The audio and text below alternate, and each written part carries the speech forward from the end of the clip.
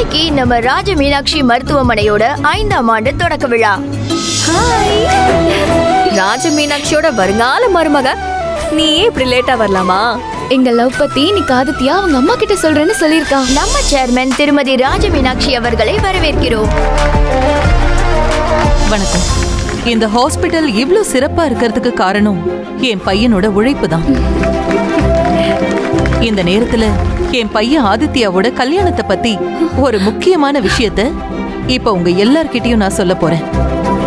உங்க லவ் பத்தி ஆதி அவங்க அம்மா கிட்ட சொல்லிட்டான்னு நினைக்கிறேன். என் பையன் ஆதித்யா கல்யாணம் பண்ணிக்க போற பொண்ணு பேரதான் சொல்ல போறாங்க. ஏன் அண்ணனோட பொண்ணு ஸ்வேதா. வா ஸ்வேதா, இவதான் என்னோட வருங்கால மருமக.